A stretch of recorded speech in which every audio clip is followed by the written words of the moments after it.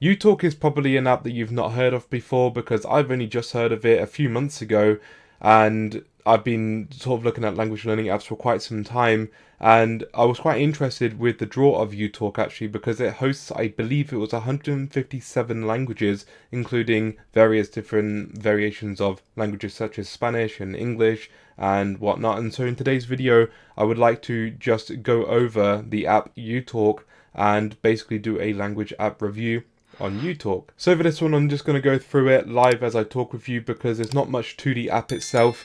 It's quite basic when you understand how the app works. Right here, you've got all the languages on the main screen. So you've got, for example, Albanian, Spanish, Polish, etc. These are my recently played languages. In other words, languages that I've looked into most recently. Obviously languages that I have some kind of interest in or that I'm doing some kind of research for future videos. And so we've got these languages here as well as all of the languages that are below in this list here, and I'll quickly try and scroll through them. And I don't want to scroll too fast, obviously I want to make sure that the languages are seen by you guys as well, just to give you an idea of like what languages are on offer. But you can see there's a decent amount of languages on here, and one thing I really like about the language selection is that there's a bunch of languages that I just wouldn't see on any other language learning app. You know, for example, right here, we got Yoruba, we got Yucatec Maya. There's also languages such as Tibetan, Tswana, Cornish, Manx, and you know, there's so many different languages that I've seen on here, and just because they're available on here, I've been so interested in those languages, and so I've looked into these languages, whereas I wouldn't have been able to find these particular languages on any other language learning app or possibly even resource out there on the internet. And so this app has given me a lot of really interesting insights into languages that I wouldn't have otherwise been able to look into. Now, if you click on a random language, we'll just go with Albanian here as it's first on the list. And it's also a language that I've been looking into a little bit. You can see immediately this is how it's laid out. You go into the language and it has the language name at the top, and then you have all these sort of like subcategories, adjectives, food and drink, family, etc.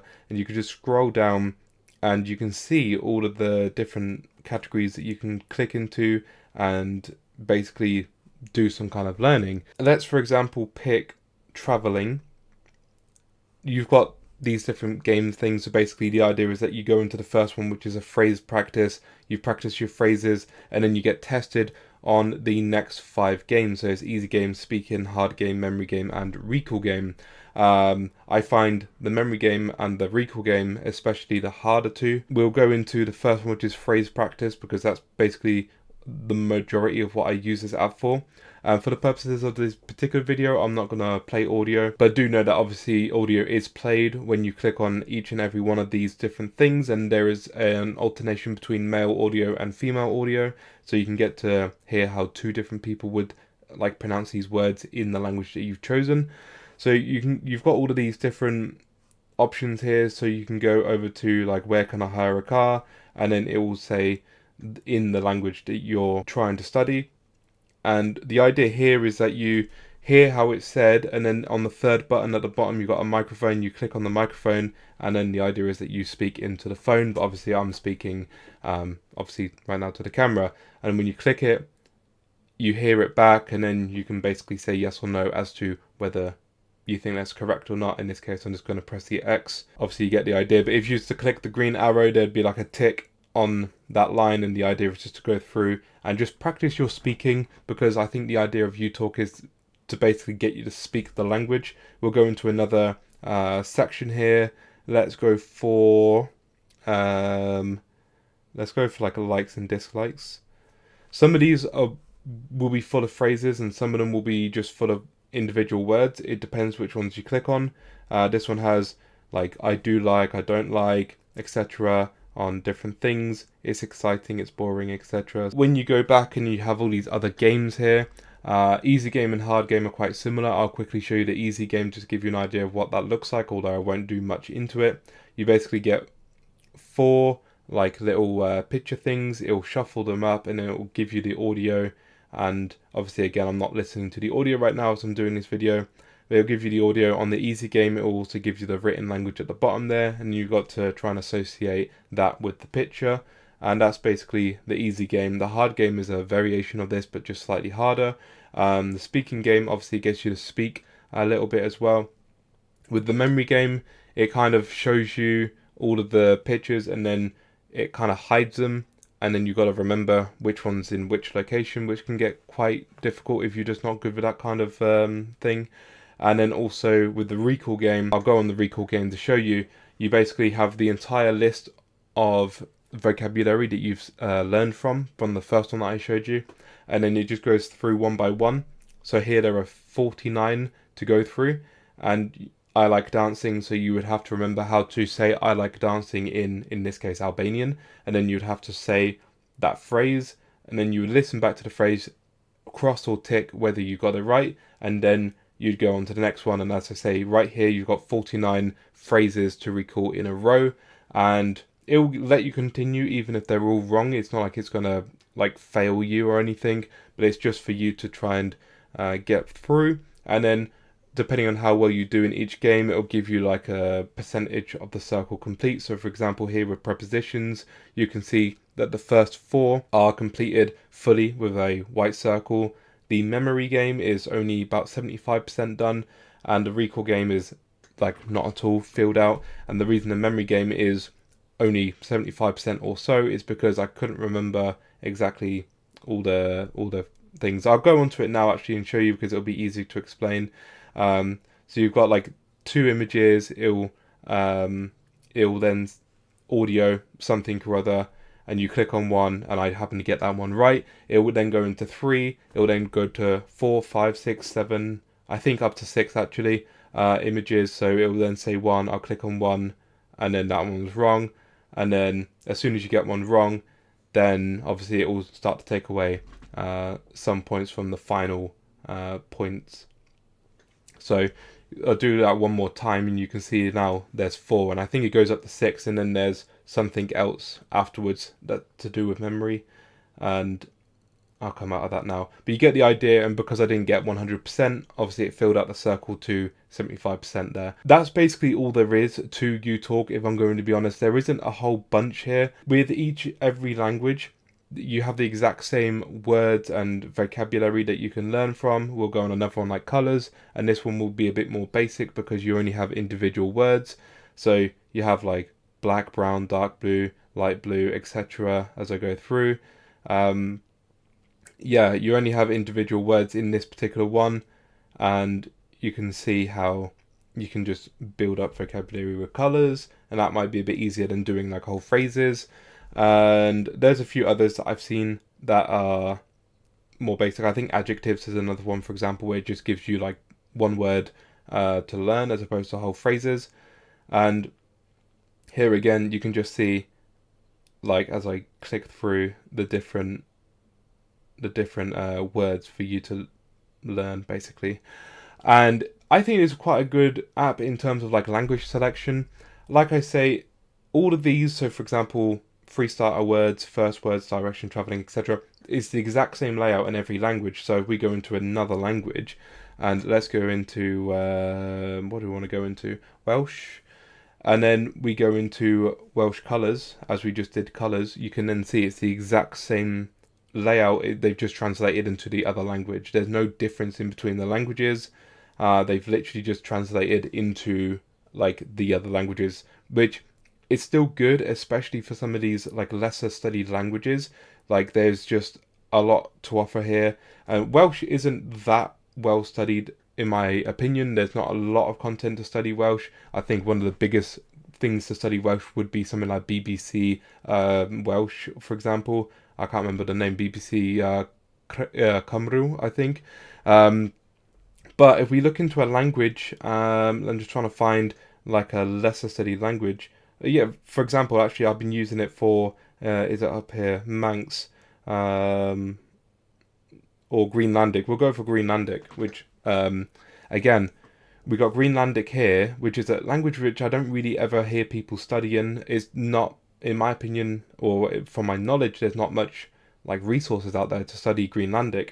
And we've got here like all of the colours again, just to show you like the same, basically copied and paste like, you know, words that you study from in other languages. So I've now shown you Albanian, Welsh, and Greenlandic, and they all have the same list of colours, and trust me, they have the same list on every single one of these. So if you was to go in fruit in every single one of these languages, then it would have the same list of words, which isn't a bad thing.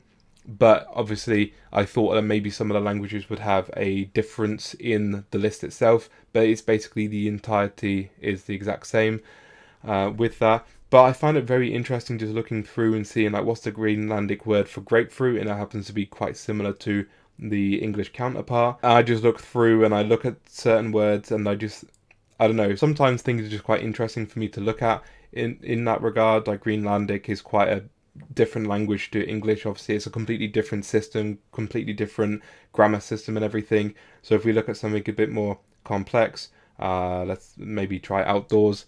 The languages are completely different. And I look at it, and it's just like so interesting for me to look at and try and look at a language, see how it works and piece together. But with something like Greenlandic, it is super difficult.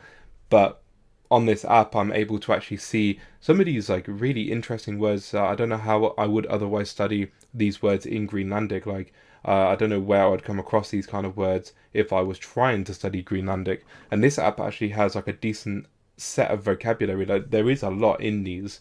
And if you was to go through each one, I think you would have a decent set of vocabulary by the end if you were to finish them all.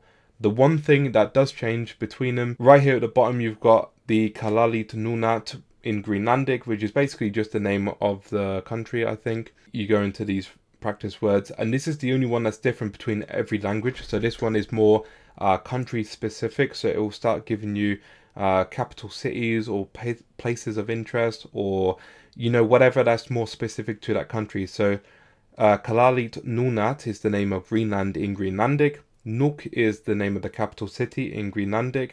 What's this? That's probably canoeing or something, like popular activities, and possibly like animals that are like popular in the country, just places of interest.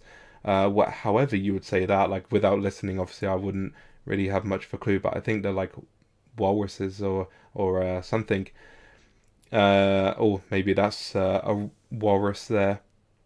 And you just got like these different probably names of mountains in regards to Greenlandic. Nanok for, I assume, polar bear. So you just got all these different ones. That's probably the name of like a road or the name of a mountain or something. Afak, which is, I assume, whale or something. So these are obviously, for Greenlandic, a lot of it is natural, like related, because that's a lot of what the country is, like nature and stuff. If we go into something like Czech, and then we go right to the bottom, and we got Česká republika, or Republika, Česká republika, and then we go into the same version of the Czech one, and then we got the name of the country, the name of the capital city, and we got the name of, I am assuming, the flag, and then we've got the name of the money, and then we've got the name of a popular river, and you get the idea, like things that are specific to the Czech Republic, as well as things that are specific, I assume, to Prague, because we've got the dancing house here, we've got the old town clock here, Karlov Most, which is like one of the main bridges. Like, you've got things that are like just popular things in the countries, and so obviously these weren't in the Greenlandic one. These are specific to the Czech Republic, and this is the only section in all of the languages that changes language per language. So all of the other sections, you'll just have the same. So you can see here again, first words, directions, traveling, etc. These are all the same in terms of the list of words. They do not change. If we were to go into Czech fruit, like we did with Greenlandic fruit, then you will see that actually you've still got the same apple, banana, cherry, coconut, lemon, lime, etc. The same list of words. One other thing that I haven't mentioned, because I've not really used it myself that much, but I do have right at the top my phrase book. So you go into my phrase book, you can then start looking for words. So I can, I don't know, type in what I think would come up in like Czech, like jahody for strawberry. Was one, or strawberries, the plural, was the one that I was trying to type in there, and it's come up second. But you also have some other things as well, which I assume it thinks you're trying to type, or if it's like part of the word. So because I don't know Czech all that well, it's probably a bit difficult for me to try and find an example. If we put in like yay, for example, because that just means like it's, by the looks of it, you've got all these different phrases that have yay in front of them, and so you can quickly kind of look at yay in Czech, for example, here, and then you can kind of see like, is there a similarity between the translation of yay of all of the words, or in some situations it's slightly different. And yeah, you can kind of just look at that phrases. You can also look at my phrases if you were to save any phrases. That's basically all there is to the phrasebook part. And what else? When you complete, so if you go on one and you complete the easy game, the speaking game, the hard game, the memory game, the recall game, you earn coins for like completing different challenges and stuff. And so I've got up here 213 coins, which carry over all of the languages. And basically, if you didn't have the subscription, so it's about £10 per month, if you didn't have the subscription, you can unlock each of these sections. So for example, food and drink would be 40 coins, restaurant would be 40 coins, adjectives, whatever, they all cost the same amount. They would all cost 40 coins for you to go into and unlock with the coins that you earn. So you can use this app without paying for it, but it does take obviously time to like earn those coins. And you can, for example, go into Czech and earn a bunch of coins. If you were able to do that, you can then go into a different language like Burmese, and then you can, unlock something in there. As I say, the coins do carry over from language to language, and so that's a good thing. Obviously, if you didn't want to pay for it, obviously here is a language where you have a different script, so you get an idea of what the script looks like in different languages. They have all sorts of languages on here. As I say, we're looking at Burmese right now. They obviously have Japanese, Korean, Mandarin, Cantonese. I mean, there's just so many languages on here that like it's quite difficult for me to look through every single language. I've looked at a decent amount of these languages, and like I don't think I've found any like issues with the app or any mistakes as such. But what I will say is it's a little bit dry in regards to like the studying method. Unless you're like driven to learn that particular language, you may not be so driven to rinse and repeat the same kind of process of looking at flashcards, essentially flipping them over, click the right ones, and then going into another language. But it is like, for me, it's quite fun on this app particularly just to click on like a random language. Let's look at Uzbek, and I said that weird, didn't I? Let's look at Uzbek and look at adjectives in Uzbek, and then we can just sort of browse through and see what these are like. So here you've got the Cyrillic, and then you've got the anglicized version, like how it's pronounced in case you can't read the Cyrillic, and then obviously you've got the translation of, in this case, beautiful, and etc. In my opinion, it's quite fun just to look at lists of words in languages that are like just obscure, in my opinion. Like there's not a lot of resources for Uzbek or Tajik or Cornish or Manx or Welsh. There's so many languages on here that are just so like obscure that I just don't think that many other language learning apps really would hit these languages. But as I say, it can be quite dry because every single one does have the same layout of like 6 things to do essentially. And I don't know, like it can get a little bit boring, I assume, for people to rinse and repeat this. But if you were like wanting to just look into these languages, and if you're just wanting to learn a few phrases, a few words, like it certainly is a really good way to get started and get like a really good base knowledge of a particular language if you were just to look at that particular language. If I was to work through all of these in Uzbek, I would have a pretty good knowledge base of Uzbek. I would know how to, say simple phrases and like animals. Some of these are quite obscure as well, like obscure vocabulary in obscure languages. Animals, not so much obscure, I would say, but some of the animals themselves are like, when would you ever want to learn how to say like cockroach in Uzbek? But it's there in case, you want to learn it, I guess. And it's just interesting seeing that they have another one which is tools. Tools is obviously, and farming, and some of these are just like, as I say, they're more obscure. Even in the languages that I actually study, I don't really study the vocabulary for tools or farming so much because they're not really all that important for me personally. For other people, maybe they are. But like dustpan and brush in Uzbek, like I don't think I'd ever need to use that, but it's there if I need it. So there are certainly a lot of like interesting vocabulary here for languages which are not widely studied, and I think that's a big draw for me personally onto this app. Is just there are like different languages which are just not going to be anywhere else on the market. Here, for example, you've got Arabic Egyptian, Arabic Gulf, Arabic Lebanese, Arabic Modern Standard, Arabic Moroccan. So you've got like 5 different versions of Arabic there. And as I said earlier, that's the same for like English and Spanish and a few other languages that just have different variations. So I think that's basically all there is in regards to being able to talk about uTalk. I wanted to just quickly cover this language app because my month kind of runs out today, and so I just wanted to go over it while I still have the full version. I cancelled it just because of financial reasons. I will probably get it again at some point in the future when I'm able to afford it, but it's a very fun app in my opinion. Not going to get you fluent, no app is going to get you fluent, but I think it is a really fun app just to kind of dabble in other languages. I mean, it's a way for me to look into Albanian and Welsh and Greenlandic and whatever, and I've learned some interesting phrases and words and such in all of these sort of more obscure languages. And so, you know, I know just like the different words that I don't think I would have known otherwise, even if it's just like the simple hellos, goodbyes and whatever. You know, like Persian detiye is a word in Albanian, just means like hello or good day or whatever. And if it wasn't for this app like to help me remember it, it would have been a lot harder for me to remember that word, because I've seen that word in Google Translate trying to learn like how to say hello in Albanian, and I keep forgetting it because it's kind of a long word and such. And just seeing it on this app kind of cemented it.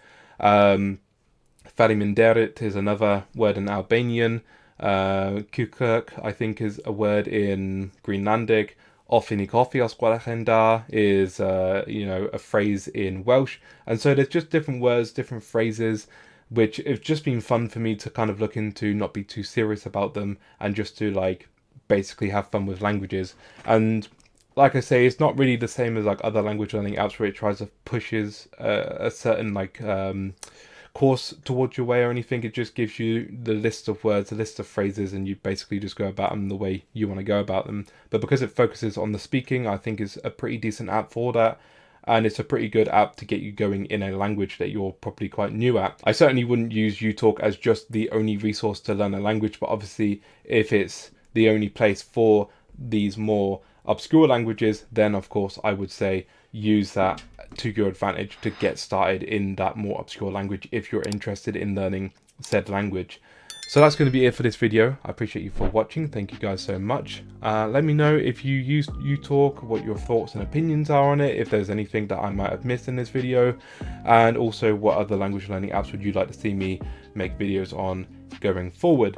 With all that out of the way, thank you so much for watching, and I'll catch you guys in the next one for another video. Until then, have a great day and peace out.